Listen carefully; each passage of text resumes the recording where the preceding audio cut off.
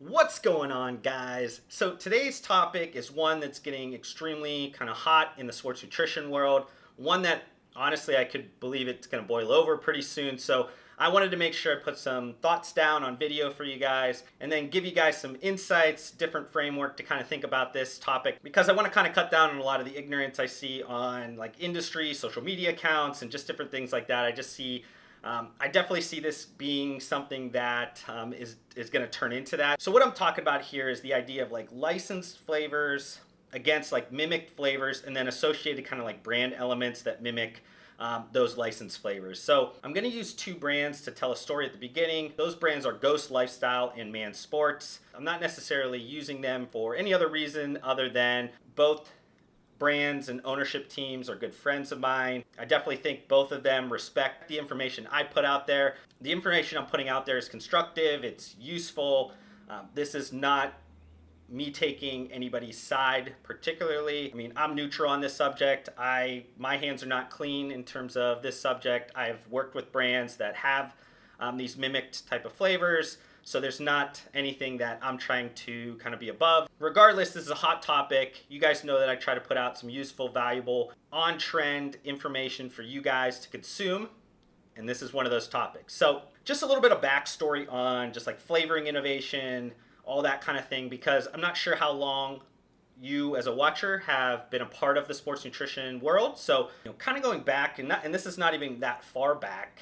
If you go back to like the early 2010s, late 2000s. Basically, when you went into a supplement store, you had a sea of kind of like fruit punch, watermelon, and grape. And they were generally pretty chalky. They were either overly sweet or not sweetened at all. There just wasn't a lot of time and effort that was put into like flavor systems, flavoring. Company owners were really focused on the idea of like, if it works, who cares what it tastes like? People are going to consume it because they're looking at this with kind of an intent-driven purchase over having to enjoy maybe the flavors. So even less than 10 years ago, that was the mentality in the industry. In the early 2010s, you had companies, looking at different aspects of product development and really trying to innovate. One of them being flavor, which was, kind of a great thing for consumers.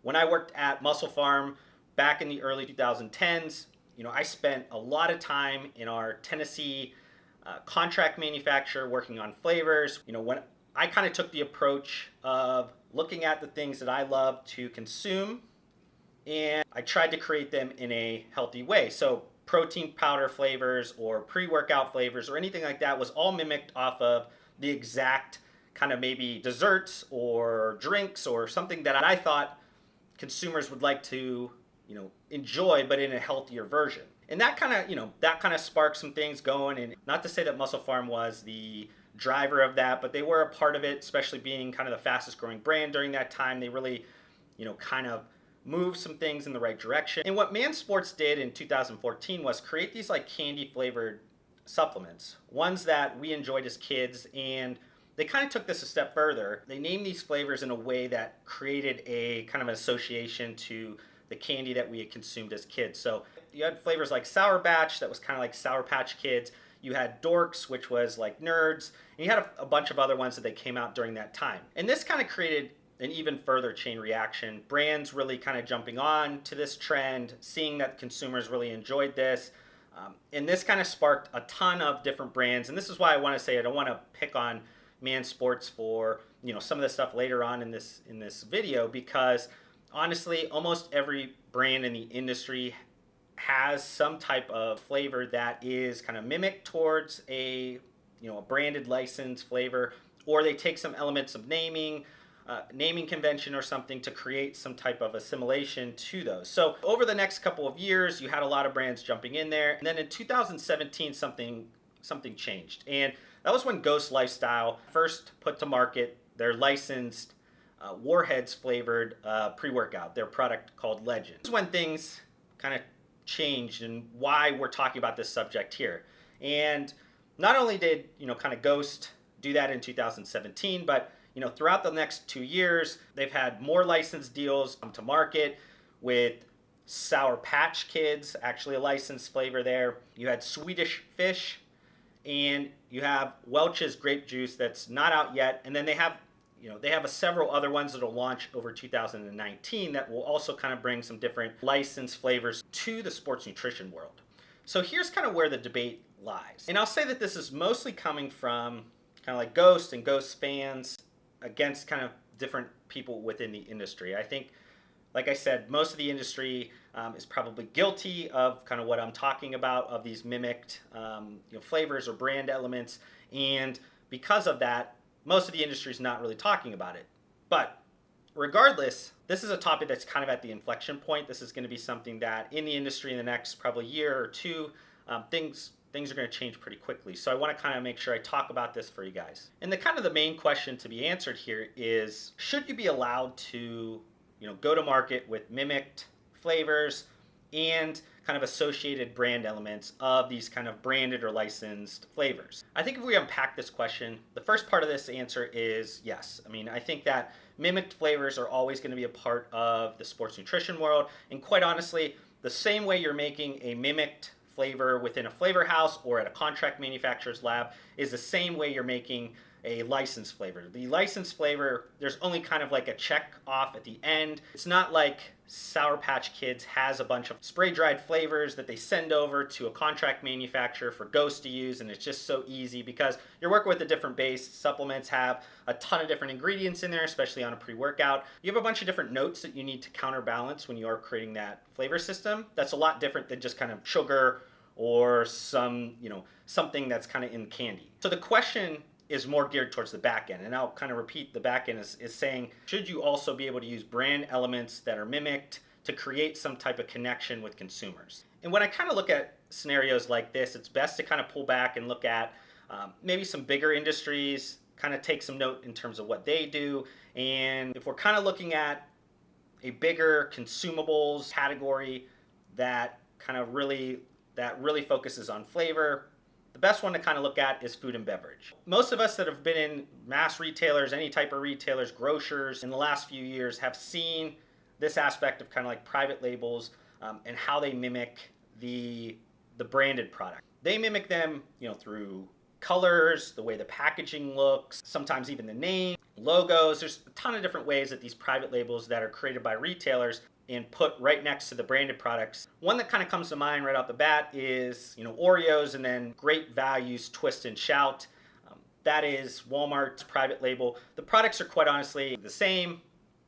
For what all we know, they're probably made at the same facility. I never really got into that one, but the majority of the time, those big products that are built for a Walmart or a retailer of that size are usually built at the brand manufacturer. Now, I guess, that example that I use, is that even like a fair comparison? Is this apples to oranges in a way? Because we're talking about like a private label within a retailer. That retailer is also kind of a stakeholder within the success of also the branded product. So is this a good comparison to what I'm talking about with, kind of two branded products? And should we be considering like flavors, these mimic flavors, as private labels or not? Those are probably an application type of a question, if it is or not. But I saw a good example today of something that's very similar, even a lot more similar than what I'm even talking about here. And this is with Orgain, launched a protein bar that is very similar to our X bar.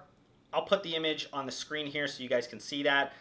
A lot of what I'm talking about from like the private label aspect, retailer private label to a branded product, I mean, this is kind of taking it to the extreme of two branded products. So as you can see, I mean, what I'm kind of talking about in the sports nutrition world is kind of very minute and small, comparable to these kind of bigger industries and how they kind of copy or kind of look at how they take different elements from different competitors. I'm sure while you're watching me on this video, you were wondering if this is legal. And within like a legality type of a question, usually they're trying to kind of solve the idea of like brand confusion. And this is, I mean, I'm not a lawyer. This is not something that I understand. I'm not sure if there's proper resources or thought leaders out there that are speaking about this, but my understanding about this is that usually these lawsuits and things come around brand confusion. And I'll kind of talk about elements and how legally they kind of look at things. But if we're just talking about brand confusion from like research studies and just kind of the way that consumers think about brand confusion. There's a few studies that were out there that were kind of comparing some different private labels to branded products and just the way they looked and how customers kind of bundled them together and how that bundling ultimately created some different value for products that are premium and the products that are kind of economical. So if like the flavor, logo, colors, packaging kind of looked very similar to the branded product, what it did was it caused a grouping that happened with the branded product and the private label product, and that grouping together actually hurt the branded product. It disallowed them to kind of charge a premium for it because most consumers thought that the products were made in the same facilities, or brand gave the private label the allowance to use those brand elements. So people then thought they were pretty similar, so there wasn't as much of a spread in terms of branded and private label in terms of how they could charge with pricing. Extremely important, something to take note. I will comment a little bit more about that later in the video. And then if the brand elements I talked about in terms of like color, logo, name, packaging wise, were not the same, but they were the same product, you had less of an association, you had more of a spread that happened with branded products getting more of a premium in terms of their value. Just from like a consumer standpoint, they are just like subconsciously making purchasing decisions based around this idea of like brand confusion and just how they value that in their buying behavior. This is at the core of why this topic is getting heated at this point. And that study, good, great. Obviously, that's an application of study that proves a point that I think is kind of what most of us probably think in our head already. From my understanding of like kind of trademark law and how you apply this is a little bit kind of different in terms of how the consumer matches up kind of private labels, and the trademark law kind of looks at things from elements. And explain a little bit more on that. So like when a consumer's on a shelf or digital shelf looking at something through the internet, they tend to match up products like kind of a 4-point sequence. You have one like colors. That's kind of what we see first. We see shapes second. We see symbols third. Then we see words fourth. So that's kind of how we structure in terms of our mind, how we kind of view things. Then opposite wise, like what trademark law, like how they look at things, they look at words first, symbols second, shapes third, and then colors last. So the way that a consumer matches things up is completely different than the way trademark law kind of looks at things. So we have kind of a mismatch in terms of application out there in the world, what's actually happening in consumer behavior, and what's actually happening from the legal side. And like I said, I'm not a legal expert, not a lawyer, anything like that. So obviously I might have misconstrued the way things are, but regardless, what we're kind of talking about and what the argument around like licensed flavors, branded products protecting themselves, those types of things, we're talking about, I said about before, like our inherent behavior in terms of how we group things, and the branded product or licensed product not being able to get the true value out of that license. Because in terms of a license deal, there's tons of different ways to kind of structure it, but you're usually paying some aspect of a royalty within your units. Obviously, that's cutting down on the amount of margin you have, the amount of money you could spend on customer acquisition costs, and you usually have to charge a little bit more for it, or you do, because it also creates a little bit of a premium price point. If you don't have the ability to charge that and get the value you need out of it, you tend to have to do sales and different things to spark demand, which just kind of creates a bad little cycle. So you need to kind of clean up a lot of what you see out there that is creating confusion in the market. So that's why this is kind of getting heated out there with the competitive landscape the way it is, and trying to create kind of exclusive experiences and trying to have different competitive advantages in the market. When you do stumble on something that is a competitive advantage, you spend a lot of time and effort on, you obviously want to try to protect that, create a little moat around it the best you can. It's natural. There's nothing bad in that particular scenario. It is what it is. It's business. Can't fault anybody for that. But this is going to create some ripple effects in terms of the industry. These are kind of quick, minor packaging change type of scenarios. Depending on how these companies go after somebody, there could be some additional kind of hurt in terms of them having to give part of the sales back.